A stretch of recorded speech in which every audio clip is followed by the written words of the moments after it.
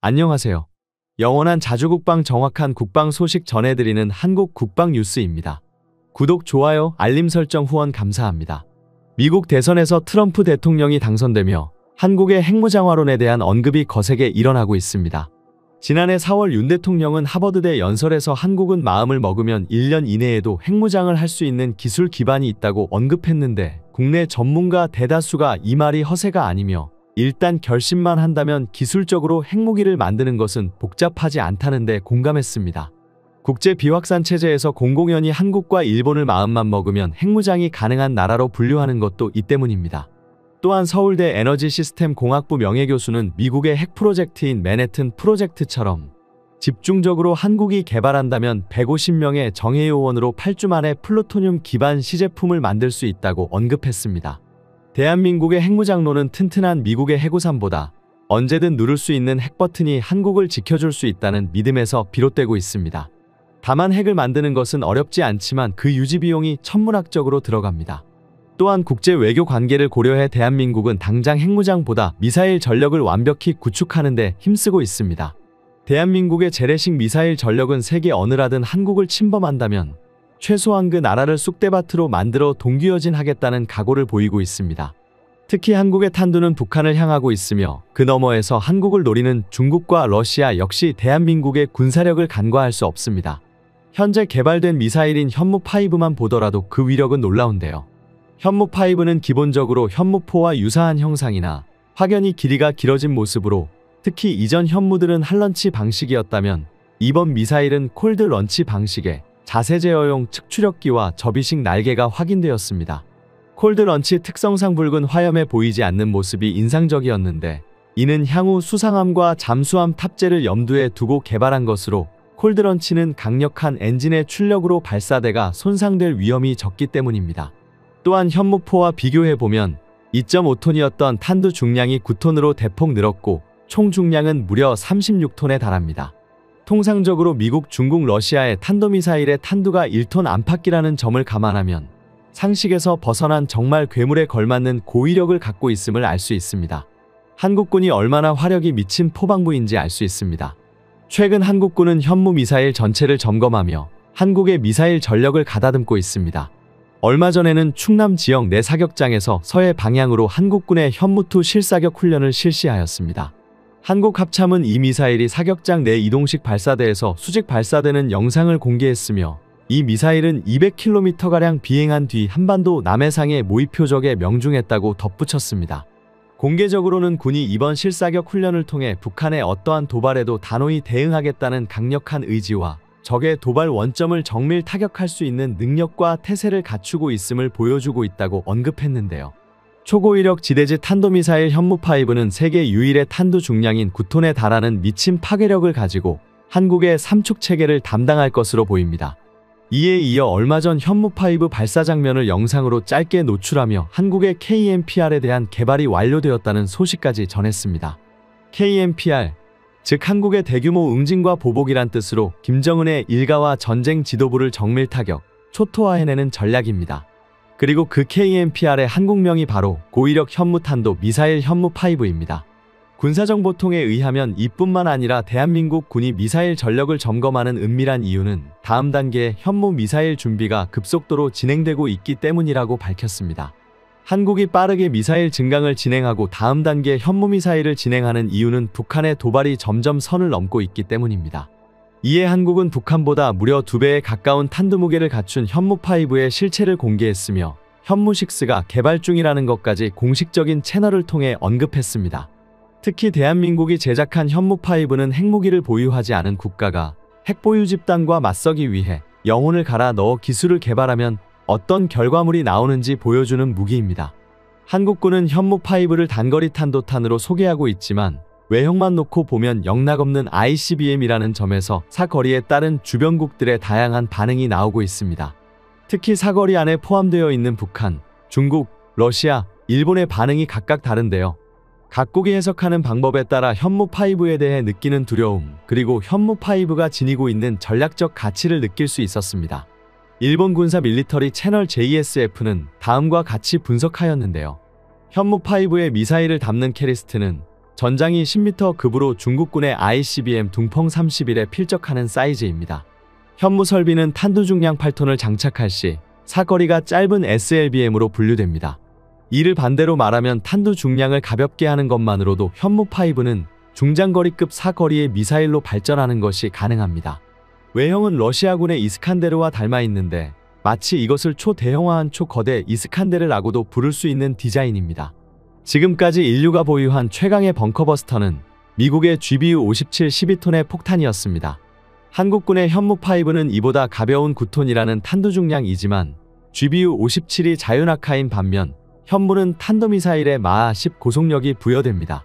운동 에너지는 현무5 쪽이 훨씬 더 클 수밖에 없어 세계 최강의 벙커버스터라고 극찬하였습니다. 현무5는 지하화에 특화되어 있는 적들을 괴멸시킬 수 있는 능력에 중점을 두고 만들어진 굉장히 강력하고 독특한 성격의 미사일입니다.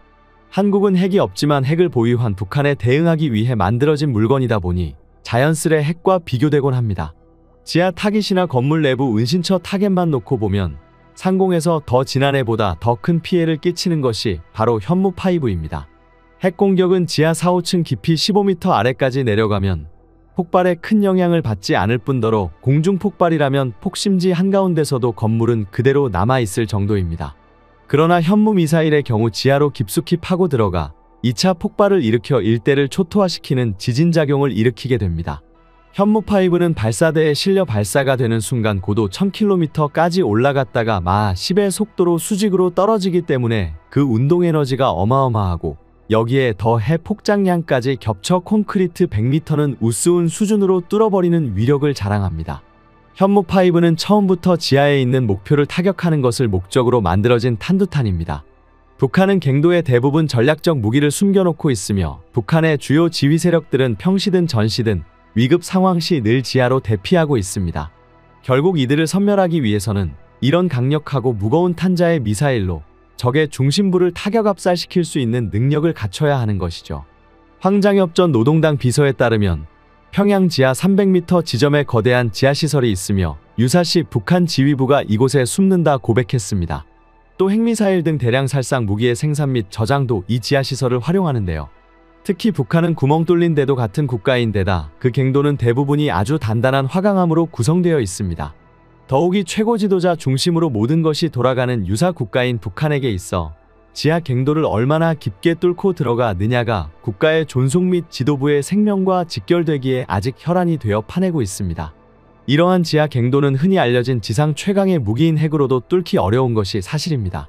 이를 잘 알고 있는 북한은 이미 2004년에 100에서 250m의 거대한 지하시설을 구축해놓고 있었는데 당시 미 하원 파인스타인 의원은 물리학자들과 이야기해본 바 핵폭탄을 방사능 낙진의 피해를 막을 수 있는 깊이인 지하 240m에서 300m까지 관통시킬 수 있는 방법은 사실상 없다고 한다라고 밝혔습니다.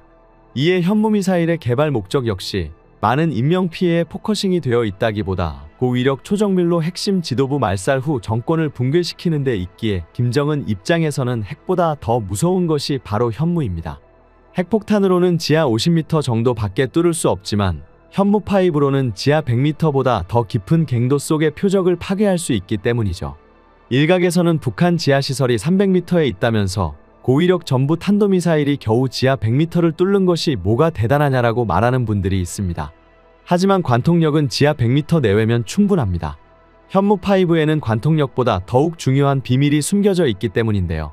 바로 마하 10의 속도에서 비롯된 강력한 운동에너지, 거기에 MOP와 같은 폭격을 통한 인공지진을 일으킬 수 있기 때문입니다.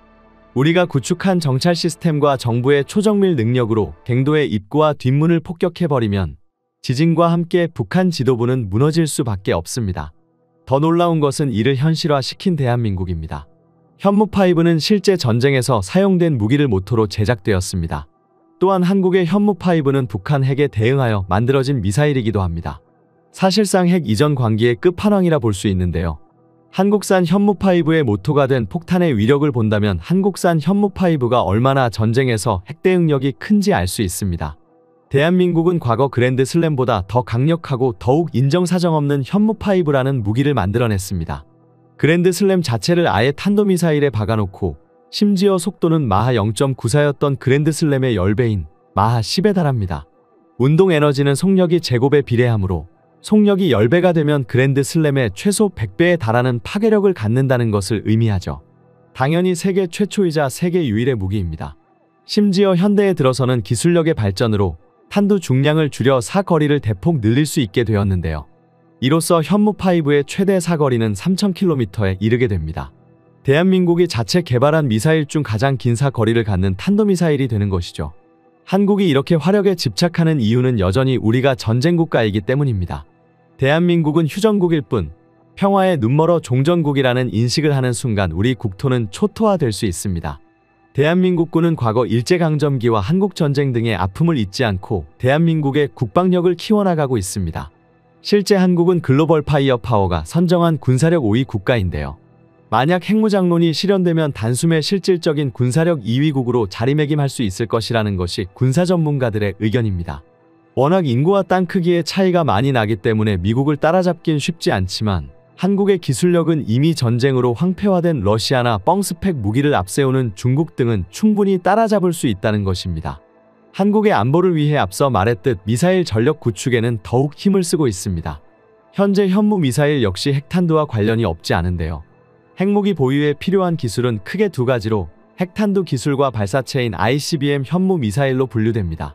다탄두가 아닌 기초적인 핵탄두 기술은 2차 세계대전에서도 사용될 정도로 북한도 탄도 미사일을 개발하기 이전부터 개발하는데 성공할 만큼 보편적인 기술이지만 발사체인 탄도미사일은 전 세계 열강들에서도 개발하기가 무척 까다로운 대전략 무기체계로 평가받습니다. 우리 군은 당초 사거리 5000km 내외의 모든 목표물을 타격할 수 있는 현무 미사일을 마지막으로 도입할 계획이었지만 최근 북한이 전술핵 탄두를 탑재할 수 있는 것으로 알려진 신형 전술 미사일과 초대형 방사포를 등장시키며 현무의 개량 형태인 현무6 개발과 극초음속 미사일까지 동시에 개발을 진행하고 있는 게 확인되었습니다. 사거리 500km의 체급인 현무1 미사일에서 지금까지 발전하기까지 많은 시간이 걸렸습니다. 지금 현무 미사일 기술로는 베이징을 유효 사거리까지 도달하기에 충분한 거리라고 볼 수 있습니다. 그런데 한국은 현무 미사일의 극초음속화까지 고려하고 있습니다. 특히 사거리 8000km 이상 탄두 중량 9톤급의 미사일 동체를 받쳐줄 높은 출력의 엔진을 갖추는 건 정말 어지간히 첨단 기술력을 보유한 나라가 아닌 이상 기술 보유를 하기 힘들 정도입니다. 그런데 대한민국이 알고도 막을 수 없는 마하 9 이상의 성격의 극초음속 미사일을 개발 중인 것도 모자라 미래 전쟁의 흐름을 바꿀 현무탄도 미사일형 극초음속 미사일 실험이 바로 올해 실시될 예정입니다. 미국조차 힘들게 탄생시킨 극초음속 미사일은 마하 9 내외에 순간적인 초속 6.8km로 가변 활강하다 시스템으로 욕격이 매우 어려워 태평양과 한반도에서 중해 도발을 가장 효과적으로 억제하는 무기가 될 것은 자명한 사실입니다. 무엇보다도 특별한 것은 이러한 극초음속 미사일의 핵탄두 장착을 고려하고 있다는 것인데요. 이를 장착하는 순간 그 무기는 이미 방공망의 의미를 상쇄시킬 수준입니다. 상층 대기권의 진입 이후 분리된 탄두가 타겟을 향해 진입하면서 마하 10까지 가속되는 이 속도에서 나오는 파괴력으로 어떠한 지하 벙커 시설은 뚫어버릴 정도입니다. 또한 핵탄두 말고도 다양한 방식의 벙커 버스터로 활용이 가능합니다.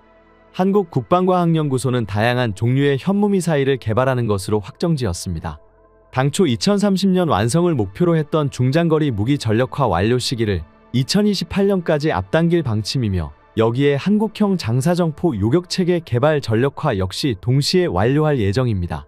대한민국은 현무원 미사일부터 시작해 20년 전부터 순항 미사일 엔진을 통해 극초음속 미사일 기초 기술을 축적해왔으며 국방과학연구소를 중심으로 한국화약과 한화에어로스페이스, 현대로템, 바남 시스템즈 등이 공동 연구 개발에 참여할 만큼 기반이 될 반도체와 화약유도체 분야에서 가장 앞서 있는 국가입니다. 현재 대한민국이 개발 중인 극초음속 미사일의 누리호 위성의 다탄두 기술이 상당 부분 도움이 되었다는 것을 방산 관계자의 증언에 따라 확인했으며 이미 국방과학연구소는 작년 시속 600km 이상의 성적을 내는 미사일 하이코어 시제품 제작을 마친 후 현재 시험 발사를 준비 중입니다. 추가적으로 현무 극초음속 미사일이 전력화에 성공한다면 서울에서 베이징까지 그야말로 3분 만에 도달하는 스펙을 가지게 됩니다. 우리의 안보와 생존이 걸린 만큼 극초음속 미사일 개발뿐만 아니라 적국의 극초음속 미사일 방어 체계 구축에도 만전을 기해야 할 것입니다. 현재 80년 역사의 미국 민간 연구소이자 최초의 싱크탱크로 불리는 앤드 연구소는 현재까지 극초음속 미사일 개발에 성공한 나라는 지구상에서 미국과 러시아뿐이다라고 결론짓고 있습니다. 하지만 이 국가 다음으로 개발 성공에 유력한 것은 중국의 둥펑 그리고 한국의 현무라고 언급하고 있습니다. 이미 올해 국방과학연구소 예산으로 연구개발비가 하나로 5천억 원 이상이 추가로 할당되었습니다. 한국의 방비태세에 대해 미국 군사 전문 저널 기사는 현무 미사일의 테스트 임무 중엔 중국의 공격 범위 최대 2000km까지 날아가 버튼을 누르는 것도 포함됐을 것이다라고 보도하기도 했습니다. 한국군이 서태평양의 현무 미사일 배치에 주목하는 주요 이유로 항구와 가까운 중국 해군의 억제 능력도 고려했을 텐데요. 또한 적국이 발사하는 미사일 방어 체계 LS-2 역시 현장 배치를 목표로 계획하고 있습니다. 한국이 계획한 구상이 성공한다면 우리 군은 여러 번의 요격 시도로 한반도 내에 접근하는 공격형 미사일 방어 성공률을 높일 수 있을 것입니다. 미국에서는 극초음속 미사일 개발에 성공한 국가로 대한민국을 꼽고 있지만 아직은 미흡한 부분이 있지만 러시아의 기술이 흘러 들어간 북한의 극초음속 미사일 개발 역시 경계해야 합니다.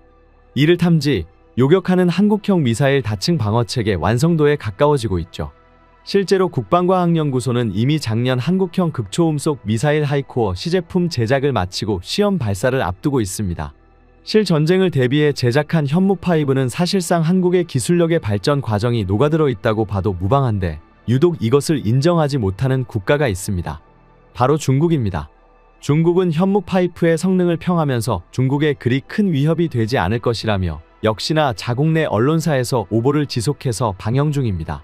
지난 2일 중국 매체 소후에서는 현무 무기가 둥펑 26의 1.5배인데 사거리 800km 라는 제목의 기사를 보도했습니다. 주요 내용을 요약하면 다음과 같은데요. 한국의 현무5는 이미 북한과 일본뿐 아니라 중국의 여러 주요 도시들과 산업지역들도 사거리에 드는 전력 무기다.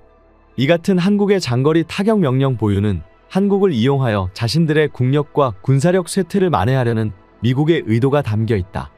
그러나 한국의 이러한 행보는 대단치 않고 작은 나라로서 고강도 전면전에 뛰어들어 위험을 자초하는 짓이다라 말하며 한국이 주제에 맞지 않게 너무 위험한 장난감을 만들었다고 비난했습니다. 최근 중국 매체 군미천하는 미군의 핵무기는 공중에서 폭발하기 때문에 중국군의 수뇌부가 지하 벙커에 피신할 경우 재반격할 기회를 가질 수 있지만 이때 한국군의 현무5가 중국을 공격할 경우 지하 300에서 500m를 뚫고 들어와서 폭발하기 때문에 중국군 수뇌부는 살아남을 수 없다며 중국이 대비할 것은 현무5의 벙커버스터 능력이다라고 소신 발언했습니다. 그러면서 탄두 중량 8톤의 쇠덩어리가 우주로 날아가다가 떨어질 때의 속력을 마하 10 이상이기 때문에 소행성이 지면에 충돌하는 것과 같은 효과가 나타날 것으로 전망되는데 한마디로 현무5가 지면에 충돌할 때 발생하는 충격파로 인해 웬만한 도시 하나는 초토화되며 반경 10km 안에 있는 건물 및 생명체는 무사하지 못할 것입니다. 또 지하 수백 미터를 파고 들어가서 터질 경우 2차로 지진파가 생기기 때문에 그나마 살아남은 건물도 무너질 수 있다. 이 말인즉슨 보유할 수는 있으나 사용할 수 없는 미국의 전술핵 무기보다 현무5가 중국에게는 실질적인 위협으로 다가온다는 것입니다. 중국 언론의 보도는 오히려 한국의 무기가 두렵다는 것을 방증하는 것 같은데요. 현무5에 왜 중국이 굉장히 민감하게 반응하고 있는 이유는 탄두 중량에 따라 천차만별로 달라지는 사거리 때문입니다. 최근 국방부는 탄두 중량을 1톤으로 낮출 경우 사거리가 5,500km까지 늘어난다고 밝힌 바 있습니다. 중국 전역은 물론 대만과 남중국해까지도 사거리가 전부 포함됩니다. 이에 CCTV 산하 중국 매체 공영방송에서는 중국 공산당을 무너뜨리는 건 미국의 핵이 아닌 다름 아닌 한국의 현무일 것이라는 분석을 내놓고 있는데요. 더욱 놀라운 것은 현무6와 현무7까지도 점진적으로 제작되고 있다는 소식이 들린 것인데요. 끝판왕으로 불리는 현무5에 이어 현무6라는 더욱 놀라운 괴물 미사일을 제작하고 있다는 것입니다. 경이로운 것은 현무6의 스펙은 이미 암암리에 퍼지고 있다는 것인데요. 이로 인해 많은 네티즌들이 현무6까지 이미 완성된 것이 아니냐는 추측을 하고 있습니다. 다만 현무7은 개념 설계 단계로 아직은 제작이 시작되지 않고 설계 과정을 거치는 것으로 보이는데요. 대한민국의 현무 미사일의 화력을 점검하며 향후 추가적인 미사일을 제작하고 있습니다. 이는 실로 핵에 버금간다고 할 수 있습니다. 대한민국은 핵개발 기술력을 가지고 있기에 핵무장론이 부상하고 있지만 사실 더 무서운 것은 바로 재래식 무기일 수 있습니다. 특히 러시아 우크라이나 전쟁으로 인해 수많은 국가들이 재래식 무기의 중요성을 깨닫게 되었으며 대한민국은 놀라운 성능의 재래식 무기와 포탄을 가장 많이 보유한 국가 중 하나로 국가 안보를 정비하고 있습니다. 한국의 전력이 평화를 위한 힘이 되길 기대합니다. 지금까지 한국 국방 뉴스 시청해주셔서 감사합니다. 구독, 좋아요, 알림 설정 해두시면 언제나 좋은 소식 전해드리겠습니다. 즐거운 하루 보내세요.